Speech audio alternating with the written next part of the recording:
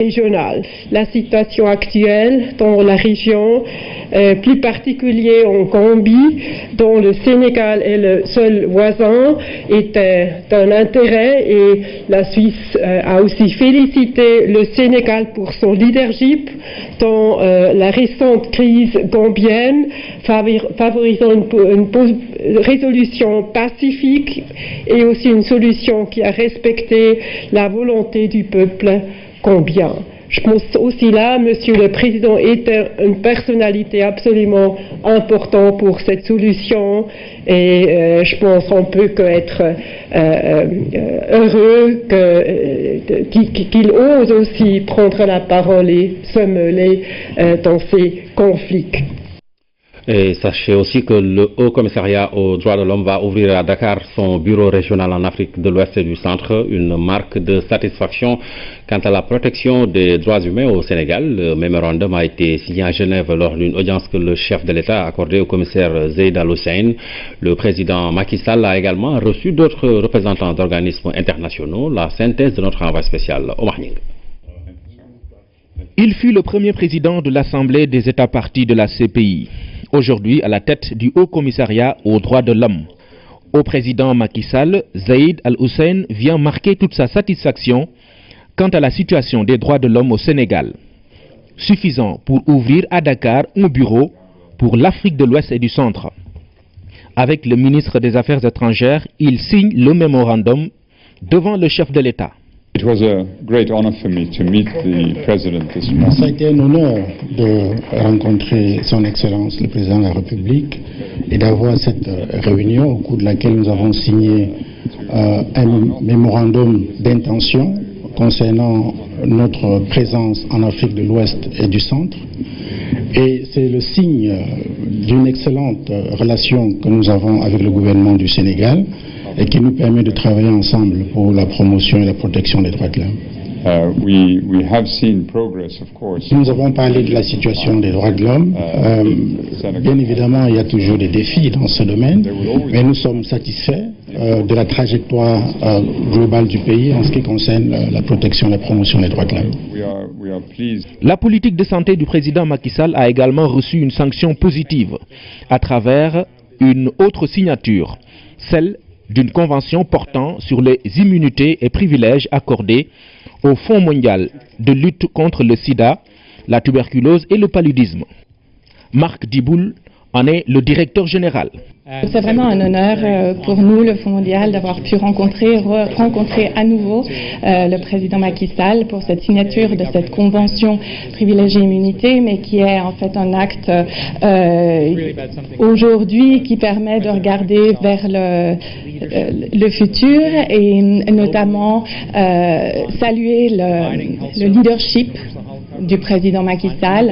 C'est un acte qui permet aussi d'aller vers l'innovation, vers la couverture universelle, avec aussi une manière de fonctionner au niveau des assurances de la santé qui est très novateur et donc qui permettra d'atteindre un impact plus fort au niveau des 3 maladies, le VIH, la sida, la tuberculose et le paludisme, mais aussi le renforcement du système de santé.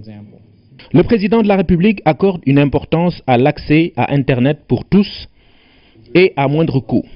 L'audience qu'il a accordée au CIO Orange est dans ce cadre. Son Excellence nous a rappelé l'importance qu'il attachait évidemment au développement de l'Internet, au développement de la qualité des liaisons, non seulement en ville mais aussi en zone rurale. Donc il nous a rappelé l'importance du rôle de la Sonatel et des attentes qui sont celles des populations en matière de prix, en matière de qualité de couverture de la part des autorités. Donc c'est un message évidemment qu'on a entendu. Nous avons nous-mêmes présenté les efforts importants que fait la Sonatel pour développer sur l'ensemble du territoire les meilleures couvertures.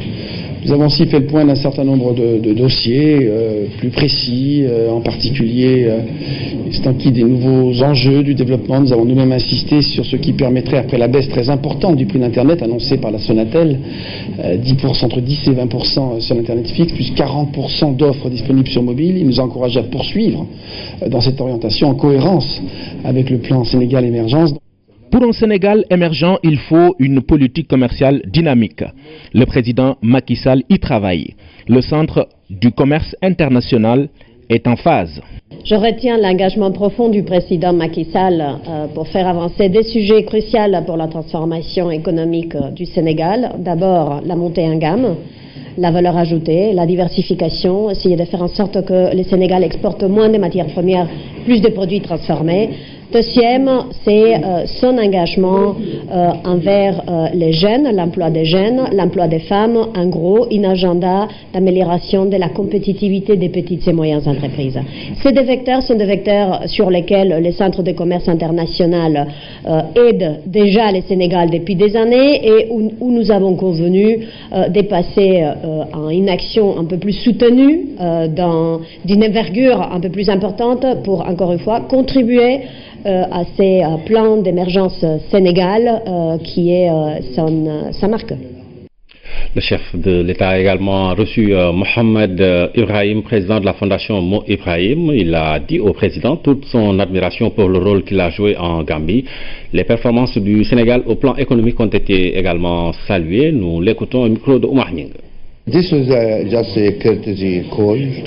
une visite de courtoisie, une visite d'amitié avec le président que je rencontre régulièrement. C'était aussi pour lui exprimer toute notre admiration sur la façon dont il a géré le processus de transition en Gambie, qui a permis de conforter la règle de droit et le passage d'une élection démocratique réussie. Je suis avec beaucoup d'attention la très belle progression économique accomplie par le Sénégal et à vrai dire la plupart des États de la sous-région. Mais c'est vrai particulièrement le cas du Sénégal. La Fédération internationale de la Croix-Rouge va accompagner le Sénégal dans la prévention routière et les premiers secours dans un contexte de recrudescence des accidents. L'organisation entend notamment mettre l'accent sur la sensibilisation et la formation de volontaires reçus par le chef de l'État à Genève. Son secrétaire général s'est confié à notre envoyé spécial, Oumar Nying.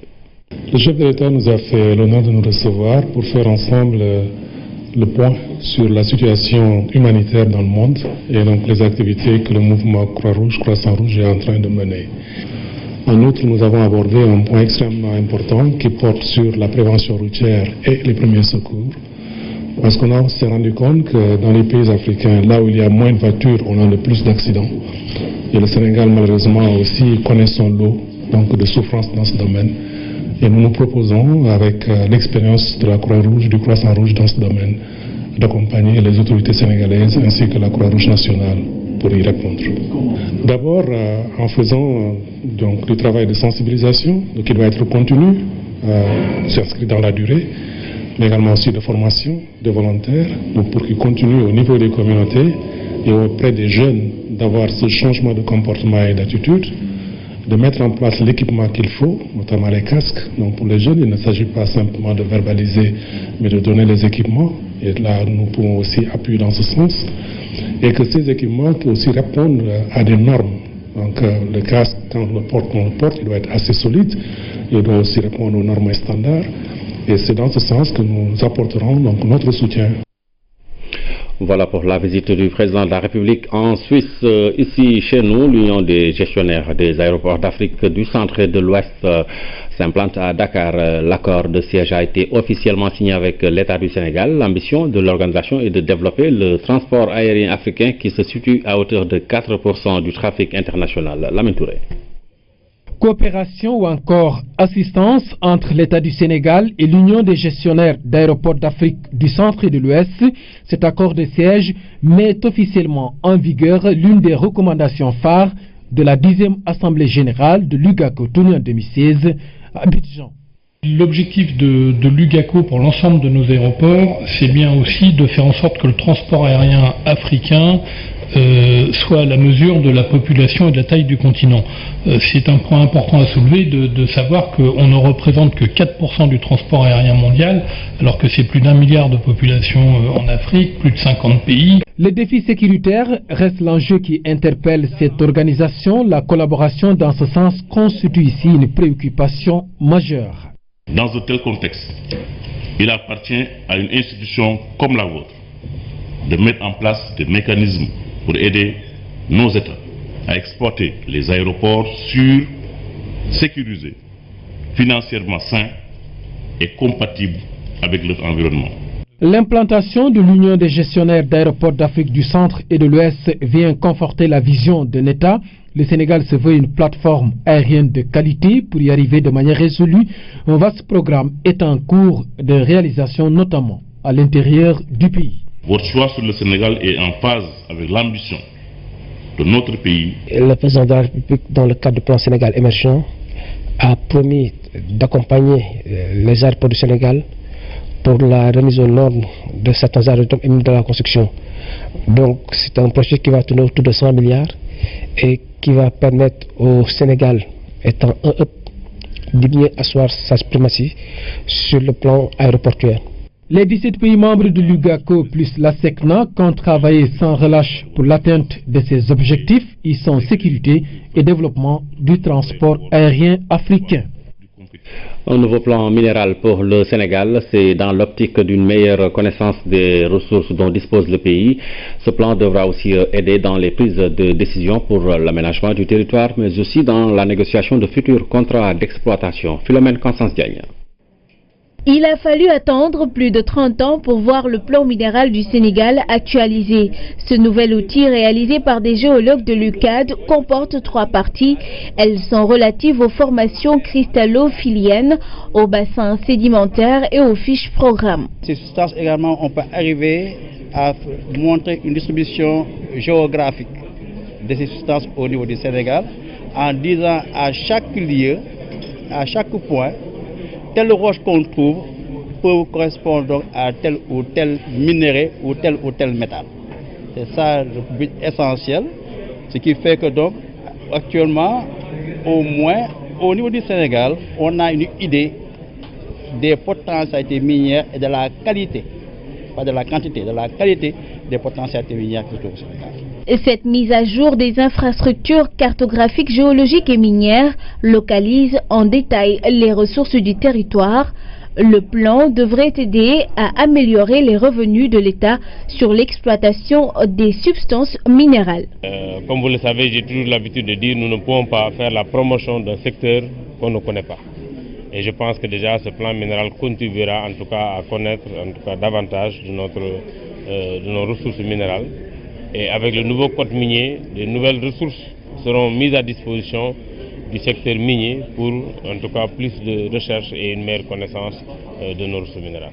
Afin de bien utiliser ce plan, les experts proposent à la tutelle une mesure forte, à savoir la création d'un service géologique national. Le ministre de la Pêche et de l'économie maritime était à Fatick dans la commune de Toubacouta pour procéder au lancement des travaux de réhabilitation du ponton de Missirah. Une enveloppe de 150 millions de francs a été dégagée pour sa réalisation. Les travaux vont durer 5 mois.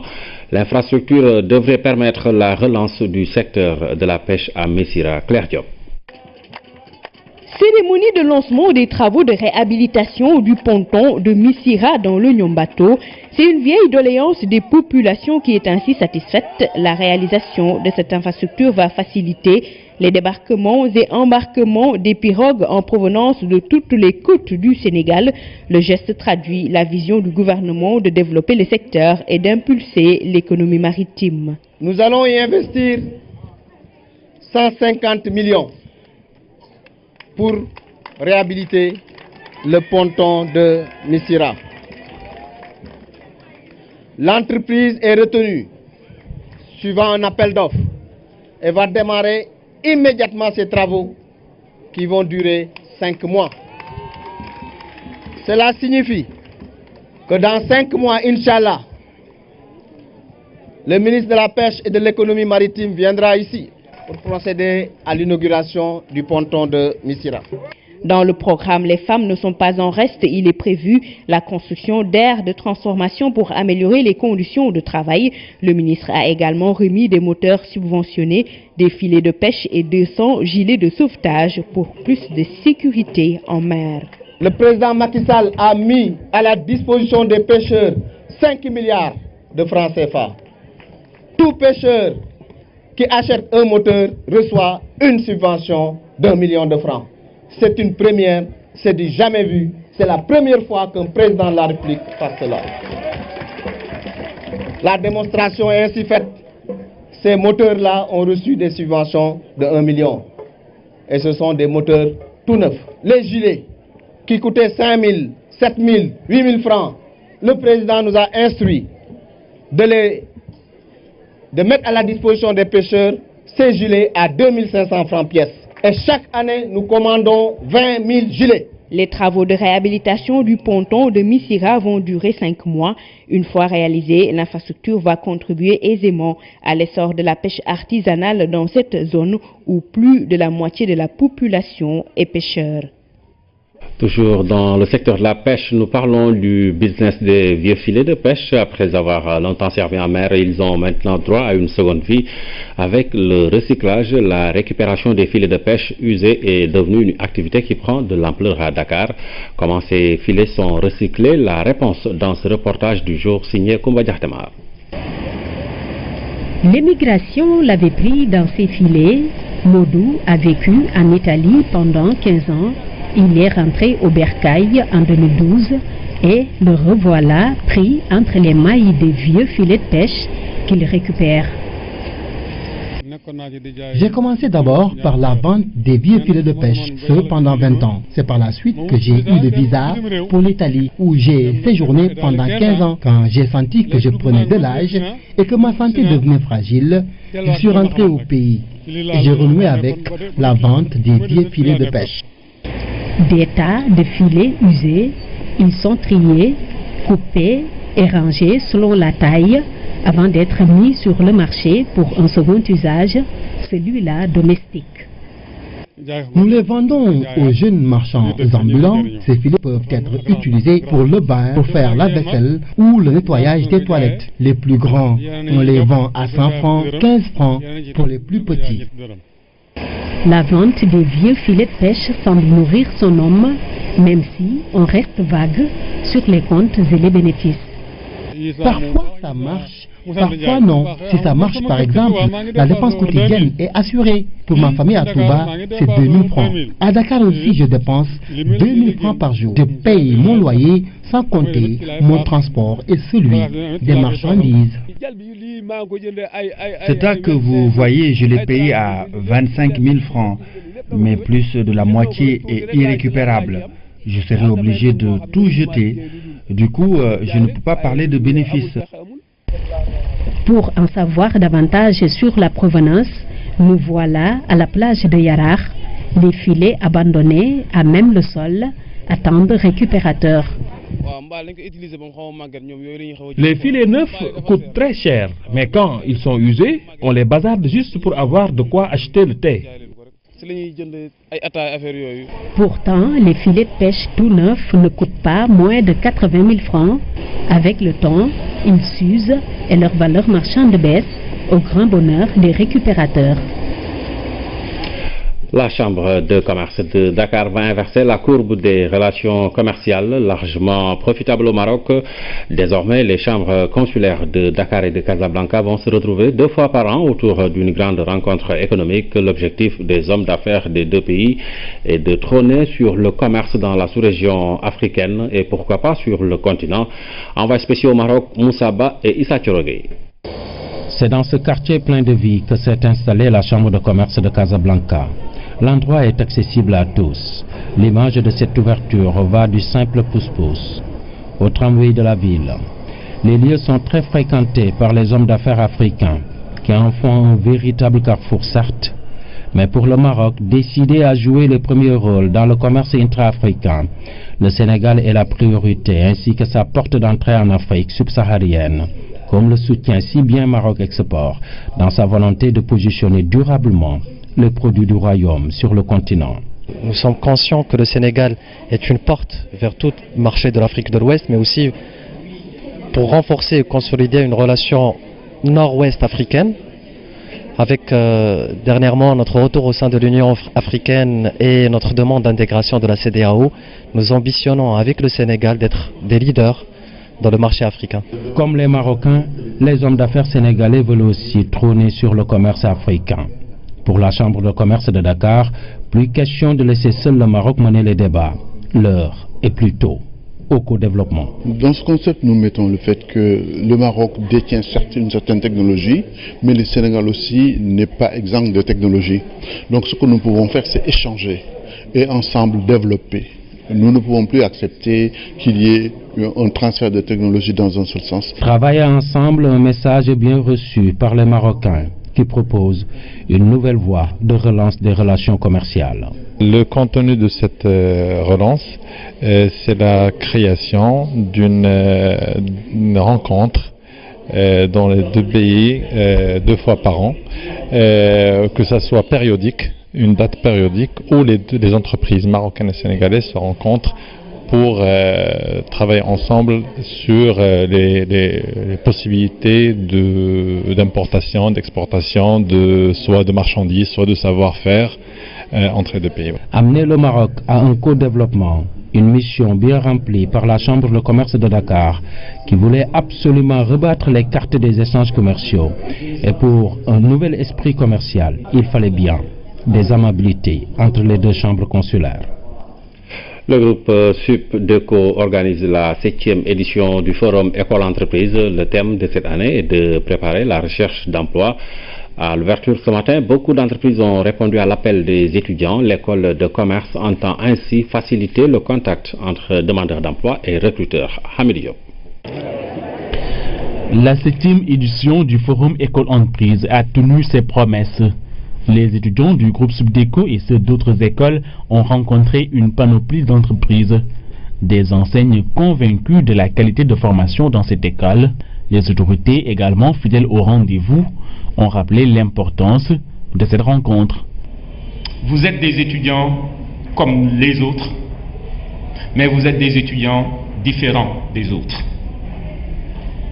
Cette différence, elle s'exprime par une idée forte à travers peut-être ces belles tenues, ce qui est apparent, mais surtout elle s'exprime par l'idée d'appartenance à l'école SUPDECO, que vous assumez sans aucune honte, mais également sans aucune arrogance, que vous essayez de partager avec ce pays, non seulement à travers l'établissement, mais dans tous les secteurs d'activité où vous êtes appelés à déployer vos compétences professionnelles. La recherche d'emploi se prépare. Ces moments sont donc importants pour rappeler aux étudiants les atouts à mettre de leur côté, d'autant plus qu'aujourd'hui, le marché de l'emploi est devenu plus exigeant. Rechercher un emploi, c'est pour certains, c'est un parcours du combattant. Alors, quand on va à la guerre, il faut se préparer. Et nous préparons les jeunes, nos diplômés, à avoir une présence d'esprit, un mental, à aller convaincre les recruteurs. Aujourd'hui, nos entreprises recrutent sur appel à candidature avec un processus de recrutement très précis. Nos diplômés doivent le savoir. Ils doivent savoir quels sont les pièges. Quels sont les comportements à ne pas avoir. Ils doivent savoir que ça peut prendre du temps. Même si à l'arrivée, il y a un emploi de qualité. Et c'est pour ça que ce forum de cette année, on va mettre l'accent sur la préparation.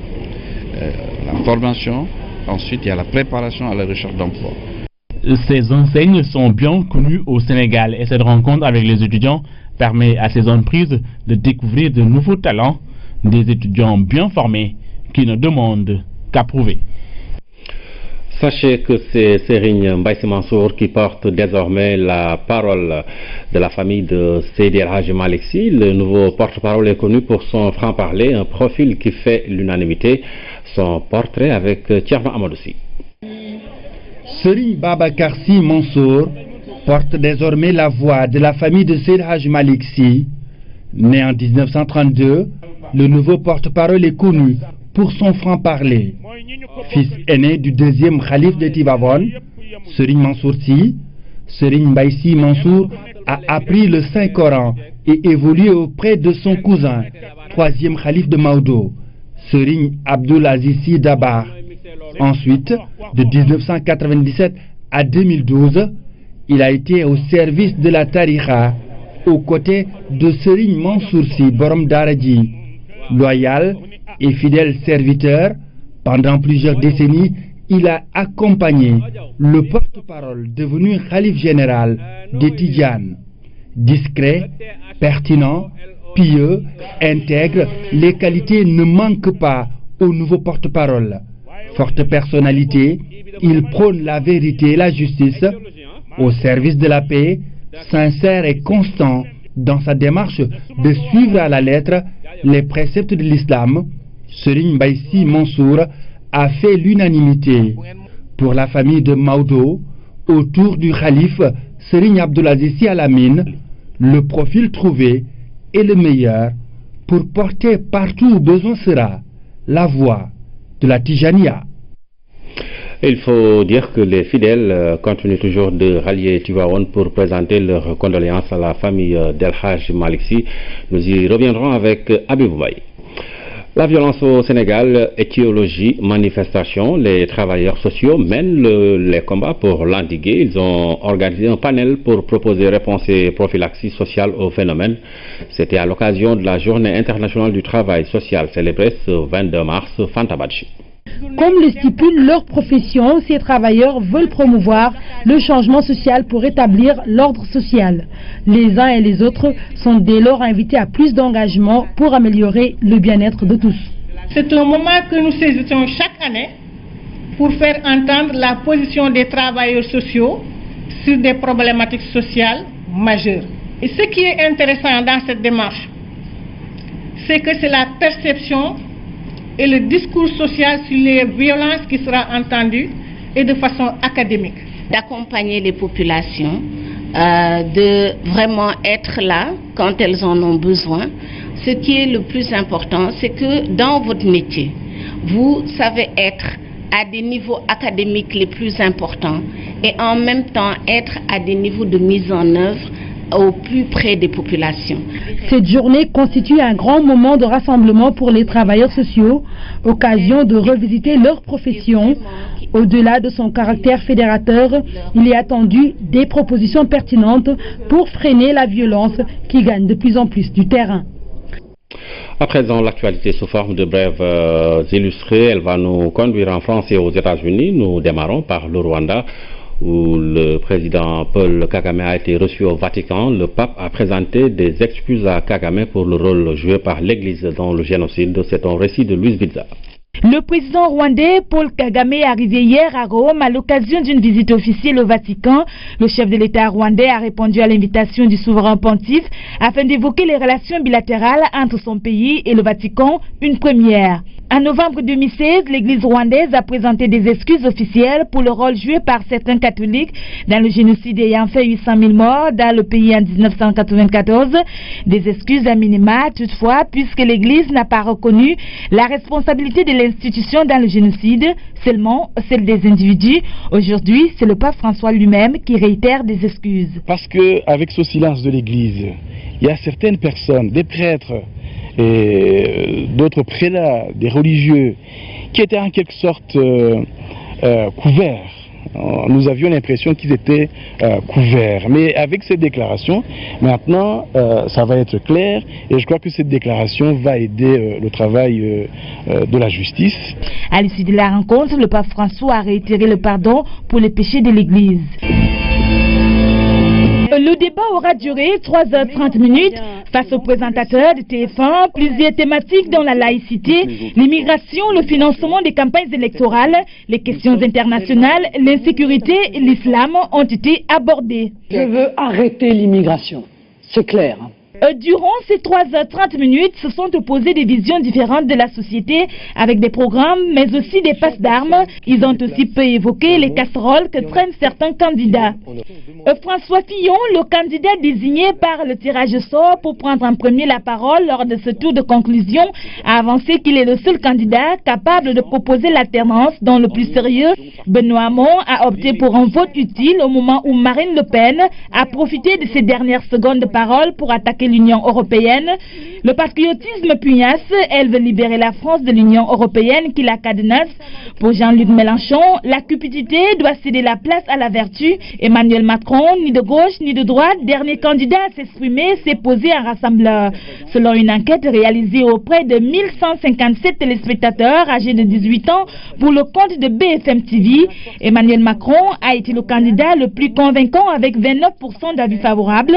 Il dévance Jean-Luc Mélenchon, 20%, François Fillon et Marine Le Pen, tous les deux, 19% et Benoît Hamon, 11%. Toujours en France, le ministre de l'Intérieur, Bruno Le Roux, a démissionné de son poste ce mardi avant d'être remplacé par Mathias Felk, jusqu'alors secrétaire d'État chargé du commerce. Bruno Le Roux a employé ses deux filles alors qu'elles étaient lycéennes puis étudiantes en accumulant respectivement 14 et 10 CDD entre 2009 et 2016 pour un montant total de 36 millions de francs CFA.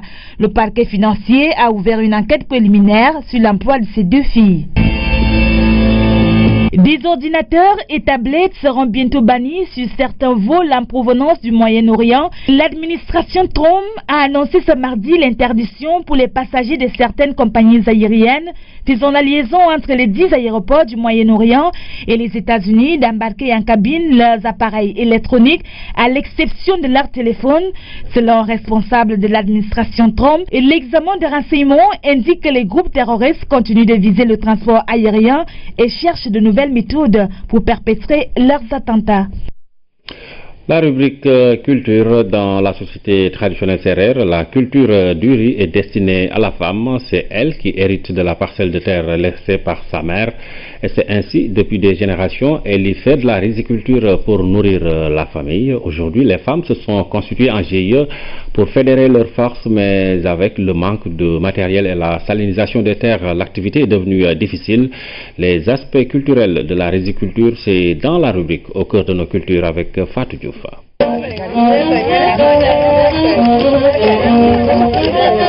Qu'apparaissent les premières lueurs de l'aube, les femmes prennent d'assaut les rizières du Sine. Et c'est parti pour une journée de dur labeur. Le tout dans une ambiance conviviale.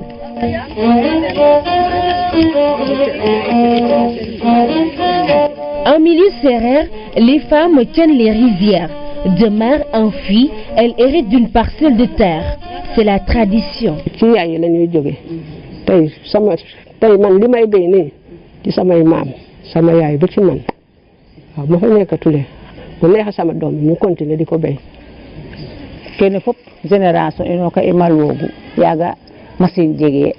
Ici, la culture du riz est une tradition que nous avons héritée de nos anciens.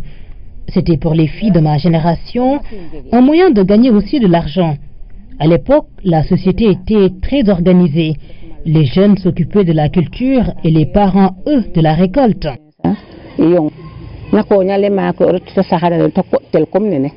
À l'époque, le travail était pénible. Presque tout se faisait à la main ou avec un matériel rudimentaire.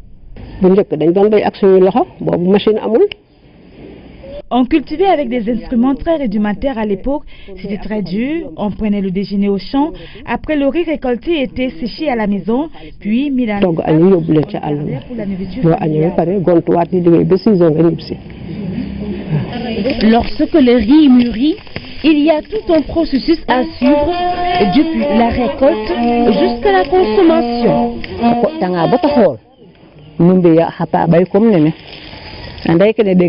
Une fois récolté, le riz fait l'objet d'un tri un peu particulier.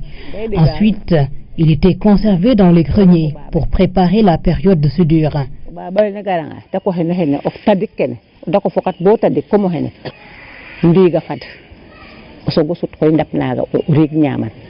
L'objectif premier pour l'association n'est pas de vendre, mais de se nourrir d'abord.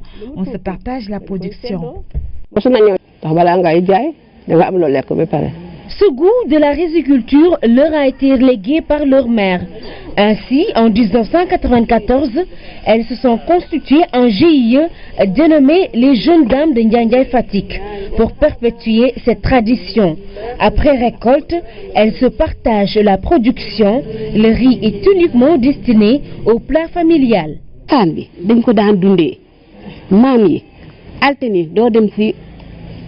Du temps de nos ancêtres, on n'allait pas dans les rizières les lundis et les vendredis. Chaque lundi, on sortait une certaine quantité qui faisait office de ration jusqu'au vendredi. Acheter du riz à la boutique était impensable ici. On ne savait même pas combien coûtait 1 kilogramme de riz. Mais maintenant, on achète du riz à la boutique. C'est le signe que les temps ont changé. La salinisation des terres, la rareté de l'eau sont passés par là.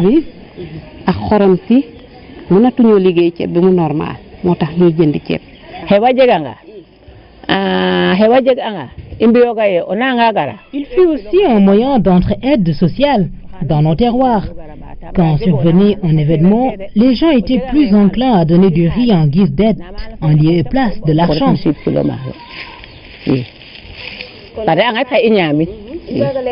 Compte tenu de l'importance de l'activité dans la quête de la sécurité alimentaire, ces femmes méritent un soutien et elles l'expriment.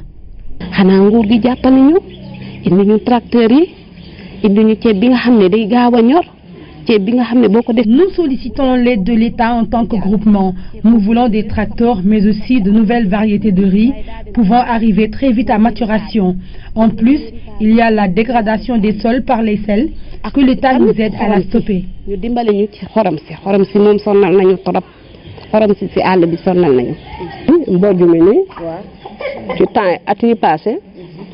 Aujourd'hui, nous avons quelques moyens matériels, ce qui nous facilite la tâche, mais en même temps, nous faisons face à beaucoup de contraintes, des animaux en divagation et la salinisation des sols.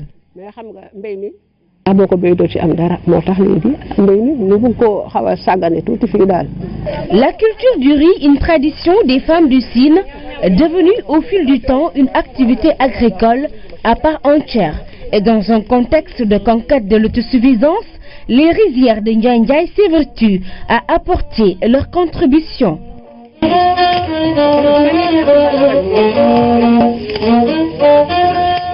Culturel du riz, c'était dans la rubrique au cœur de nos cultures. Pour terminer, Goûter France est une initiative de la France dans 150 pays à travers 200 restaurants. Le Sénégal y participe avec 6 restaurants. Plus de détails sur cette initiative avec l'ambassadeur de France au Sénégal, Christophe Bigot, était l'invité de Kinkeliba ce matin. La culture, la gastronomie sont des atouts que nous avons. Et c'est vrai que cet événement se déroule dans 150 pays. Avec 2000 restaurants, ça c'est quand même assez extraordinaire. Moi je suis très heureux que le Sénégal participe très activement avec 6 restaurants, 6 sur 2000, et j'espère d'ailleurs que l'année prochaine il y en aura encore beaucoup plus, parce que tout ça repose comme sur l'initiative privée. Ce sont des restaurateurs qui ont dit moi ça m'intéresse et j'ai envie de participer à l'événement. Et ça c'est quand même assez formidable. Il n'y a pas de subvention, c'est une activité économique. Parce que, et ici, l'intérêt également ça a été de faire un mix. Il ne s'agit pas d'imposer un goût français, une cuisine française, c'est bien de réaliser un mix. Donc avec ça, pas seulement des produits sénégalais, du gingembre, du zébu, du ditar, du tamarin, mais aussi d'inventer des recettes. Par exemple ce soir, à la résidence, on a invité un jeune qui a inventé une nouvelle recette franco-sénégalaise. Voilà. Parce que vraiment, je disais, la cuisine, c'est vraiment quelque chose qui est tout le temps en mouvement. On ne mange pas aujourd'hui comme on mangeait au Moyen-Âge, à la Renaissance, ou même au XIXe siècle, ou même du temps d'Auguste Escoffier, qui est celui qui a inventé cette idée. L'idée, c'était le plus grand dîner du monde. En même temps, sur toute la planète, faire un dîner. Voilà. Et bien là, c'est la même idée, le plus grand dîner du monde. Imaginez 2000 restaurants qui ce soir vont servir la meilleure cuisine.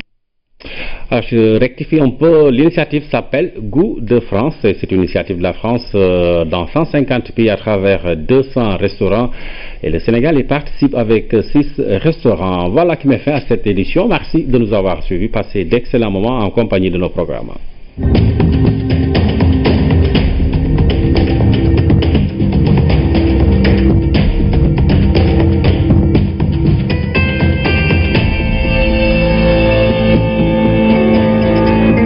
La météo vous est offerte par Bank of Africa.